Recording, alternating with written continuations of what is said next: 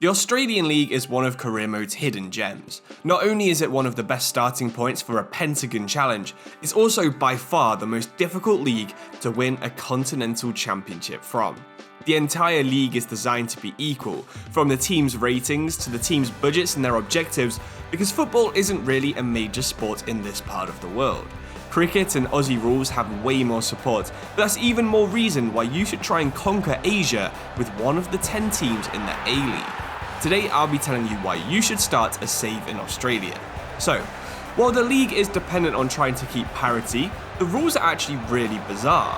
So you're allowed 5 foreigners in your squad, right? And it takes 5 years for a non-Australian to count as non-foreign. That's pretty standard, at least until you realise how hard it is to actually find new Australian players to sign. Looking at the official rules, it seems like they decided to make everything as difficult as possible. The rules prevent any transfers between Australian clubs. To go even further, you can't even loan a player from another Australian club either. Given that you get barely any money thanks to the initial starting budgets being this low, that means that you have to spend basically your entire first year budget setting up an academy, and you might just about have enough money to sign a player from League 2 in England. Let's have a look at Macarthur FC quickly. Their squad has 22 Australians, a Tanzanian, a Mexican, and 2 Kiwis, as well as a Polish goalkeeper. Player ratings are between 59 and 65, which is about the same as teams in League 2, but their transfer budget is only £3 million. This is so little money that most teams actually can't afford to improve at all within the rules, unless they somehow fluke a generation of good young players through their academy. So while we're on the topic of the academy, the Australian pool of players inside career mode is also as towards the bottom as the barrel as it gets. You're going to be lucky if you can find more than 3 players a year with over 70 potential, and if you get a 4th or a 5th, you're actually doing pretty well. This makes playing in Australia a massive struggle, but also probably the best place in the entire game to start a really challenging save. At the moment, it is quite easy to actually divide the clubs into 3 groups. You have the clubs that are already playing in Asia regularly, and they have the most prestige, usually the best youth players and the biggest budgets. So this group is basically just Sydney FC and Melbourne City. Beyond those 2 clubs, you then have the mid-level clubs who have either an interesting history or are from a cool place, like Wellington, who are from New Zealand, or Brisbane, who were back-to-back winners in their first 2 seasons in 2011 and 2012. For FC25, I'm pretty sure this is where the new team to the league, Auckland FC, will also be slotting in. They're another team from New Zealand, but I'll talk more about New Zealand later in this video. Finally, there is the worst team in the league, the Central Coast Mariners, and a few years ago I actually drafted a video called the Mariners Challenge, and this challenge involved winning the leagues with the Mariners in Australia, the Yokohama Marinos in Japan, which is Mariners but in Spanish, and Grimsby Town, who are also known as the Mariners over in England. The J-League is now gone from the game, but you can still give this a go if you want a really interesting and fun challenge. Okay, so back to talking about New Zealand. At the moment, there is only a single team from Oceania in the entire game of FIFA, and that is Wellington Phoenix. This makes them one of the most unique teams in the game, and I believe the only team in FIFA that can actually win a trophy from outside of their own continent. In North America, there's no South American teams. In Europe, there's no Asian or African teams. It's only an Oceanian team inside Asia. With the new scouting system on FC24 having way more nations to scout, I think you could definitely try to win the Asian Champions League with only Oceanian players, but I think that would be almost impossible to do inside FC24. As you'd expect, this team starts off with a lot of players from that continent, but the only guys you can really sign to improve the team are Chris Wood, Roy Krishna and Brian Kaltak, none of which have any longevity or any kind of real potential. If you prefer to have a rivalry, then Auckland Football Club are also going to be based in New Zealand and are joining the league in just a few months' time. Their whole identity is now online, as well as a few of their first signings, so it wouldn't actually be too difficult to try and copy them into the game using something like Create a Club.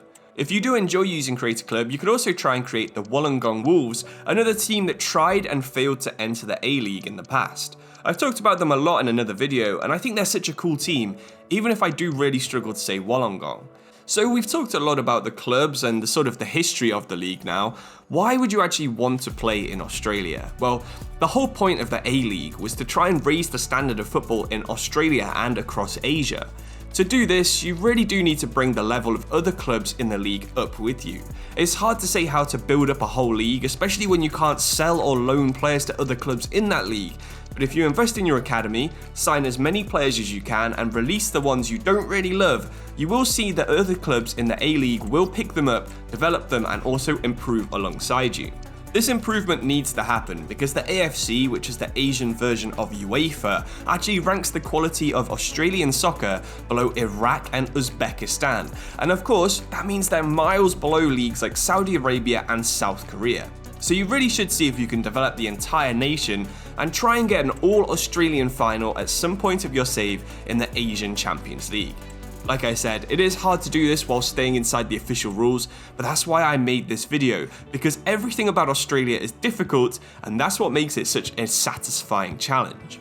You can pick almost any team from any region in 2 different countries and believably win the league within 2 seasons.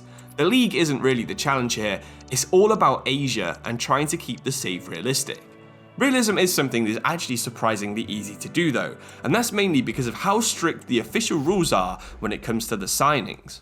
I know I've already spoken about how difficult it is not being able to sign Australian players from other teams in Australia, but the fact you only get 5 foreigners in your squad is also really difficult. You should definitely be looking at England, France and Italy for players because, as you'd expect, there has been a strong British influence on the league historically, mainly due to the language, weather and some of their history.